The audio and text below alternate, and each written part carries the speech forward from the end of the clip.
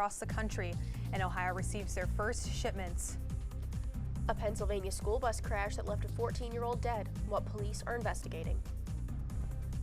The holidays are coming up, which means one thing: the weather is getting quite chilly. See how are we? Shocking videos have emerged from the trial of Kyle Rittenhouse. All this and more as your Thursday FlashCast starts right now.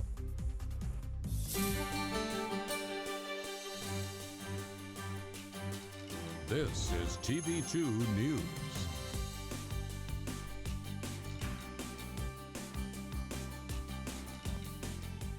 Good Thursday morning, Portage County, and thank you for joining us. My name is Olivia Sharp. And I'm Kennedy Gotham. Your time is 10:31. Let's get into today's top headlines.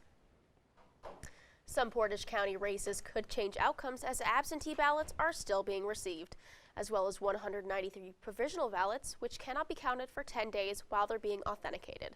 Until these votes are counted, residents will not know the official results of some close races or if there is a margin small enough to warrant an automatic recount.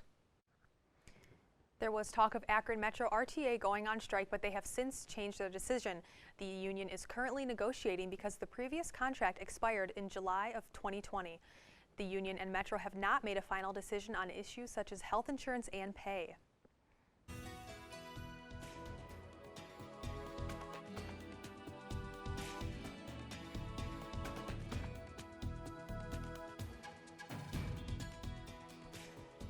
Good morning, Flashes. I am Amani Hammami. Welcome to your Thursday weathercast.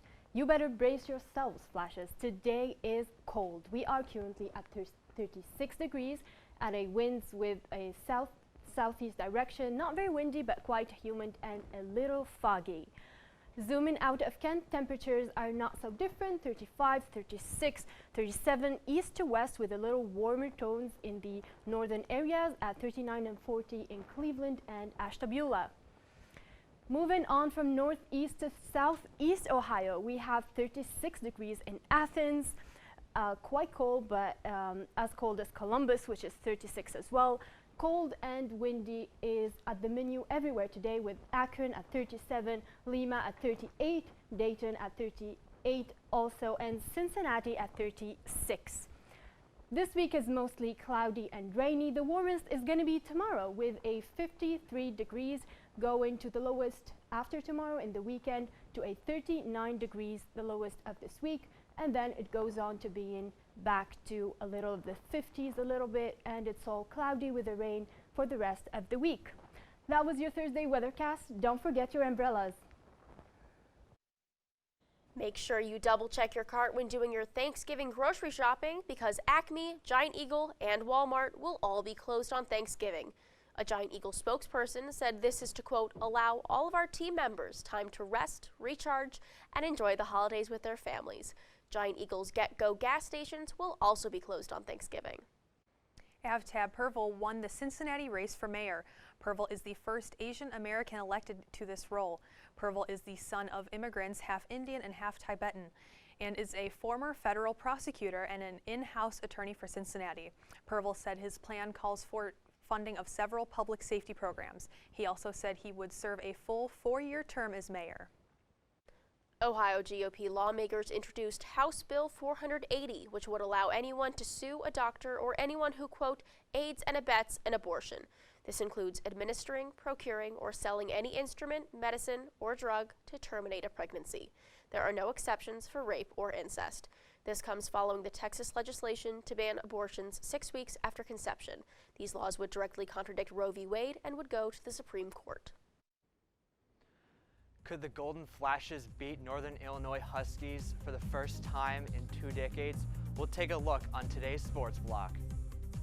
Chipotle is testing out a new chicken recipe. This could be the first change to the restaurant's chicken since they had opened. This and more after the break.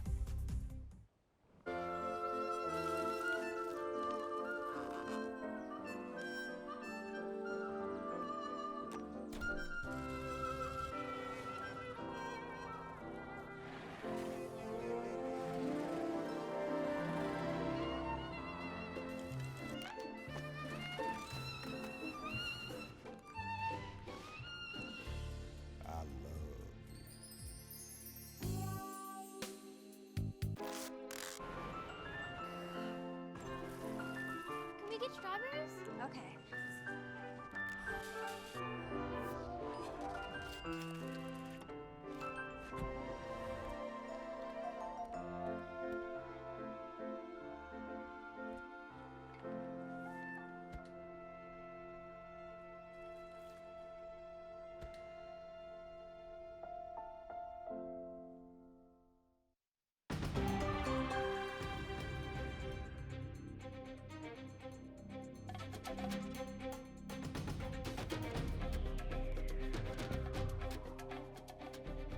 In our COVID-19 news with the announcement that children ages 5 to 11 have started receiving their COVID-19 vaccines across the country. That's right. Ohio has started to receive shipments of the Pfizer vaccine for the younger population. CNN's Alexandra Field has the story.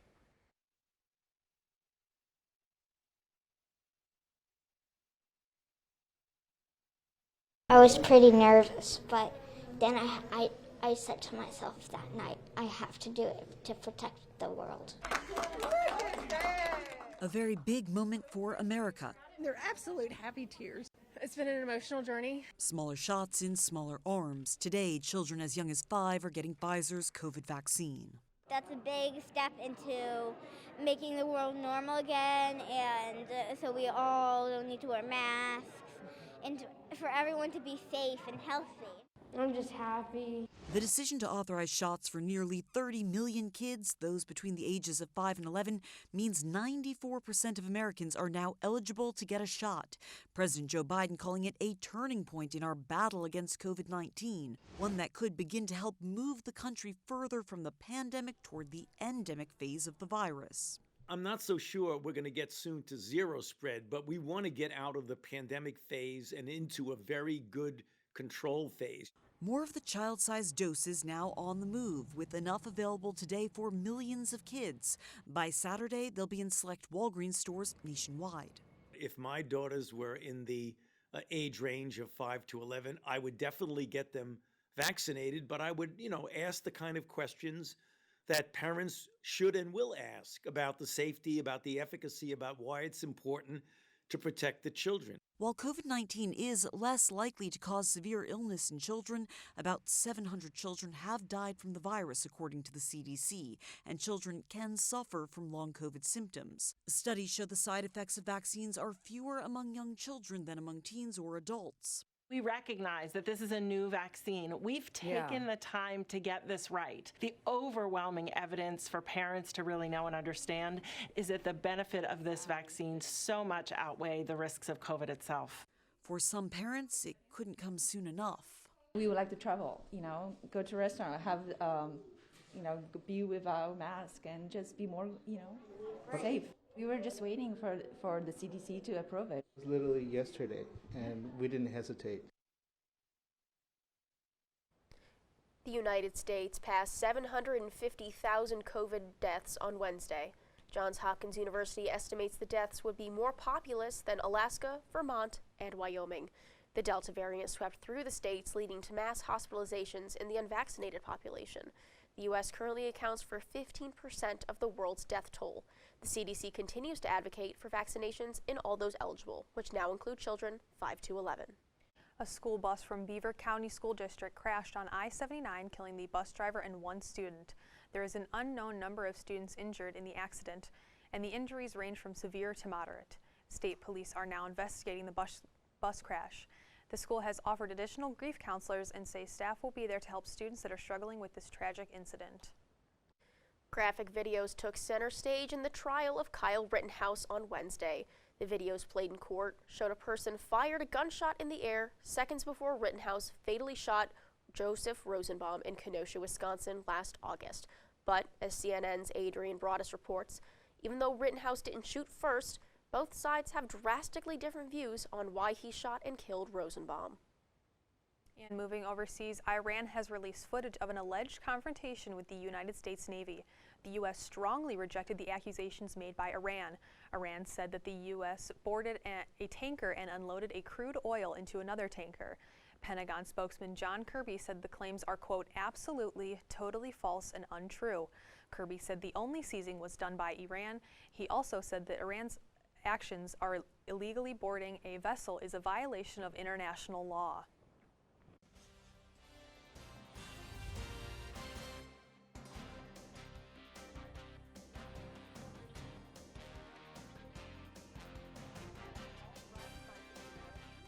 Action-packed night of sports, didn't we? The frigid temps didn't keep the Golden Flashes from bringing home a win. You guys are absolutely correct. Let's start by taking a look at football, with the Flashes taking on Northern Illinois University Huskies. Now here, the Cavs are coming out. Rocky Lombardi takes the handoff and passes all the way to Trayvon Rudolph for the 75-yard touchdown. He goes all the way. Wow, look at that. Totally untouched. Now here, Dustin Crum goes all the way. He rushes. He goes into the end zone for the touchdown. Kent State now up 14-10. And here, Dustin Crum here keeps going. He goes for another rush, and then he goes in for the touchdown. Kent State up 24-21. Now, here we got Nykeem Johnson, who goes in for a 14-yard rushing touchdown. And Kent State goes up 38-21. Marquez Cooper, he breaks the tackle, and he goes in, all the way into the end zone. There he is for the touchdown. And Kent State ends up winning 52-47. And now, here, we have the Cleveland Cavaliers.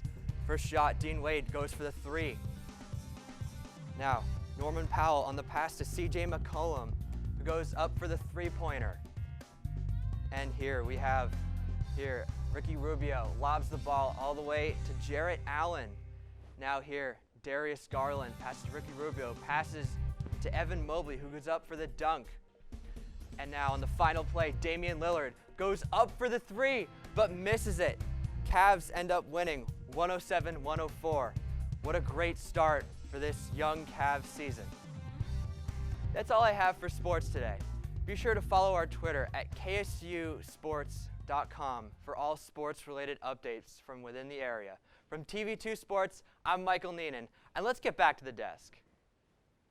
Thank you so much, Michael. Kennedy, did you know Chipotle is experimenting with a new chicken recipe for the first time in nearly 30 years? The new Pollo Asado is seasoned with a dry rub of spices, then seared on a grill and finished with garlic, chili peppers, and fresh squeezed lime. It's being tested at 95 restaurants in Cincinnati, Ohio, very close to us, and Sacramento, California. The fast food chain now offers riced cauliflower, carne asada, and smoked brisket. This is very interesting. I don't eat meat, but I know a lot of people will probably enjoy this. It's a big change for them because I heard it's the last time in 30 years they've changed their recipe. Exactly. I'm very excited going out to try it. What do you normally get at Chipotle? I usually get sofritas. It's like a crumbled tofu. It's really good. I love it. Sounds really good. That is all the time we have for your Thursday FlashCast. As always, for updates on all these stories and more, visit KentWired.com and follow us on Instagram, Twitter, and Facebook at KentWired. I'm Kennedy Gotham. And I'm Olivia Sharp. Have a great day, Portage County.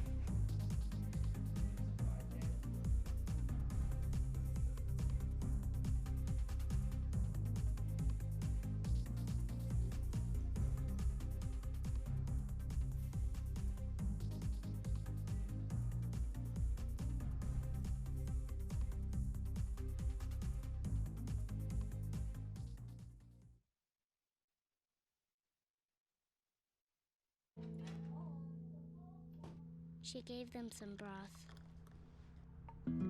without any bread and kissed them all soundly. Lights out. Good night. And put them to bed. Hunger is a story we can end. End it at feedingamerica.org.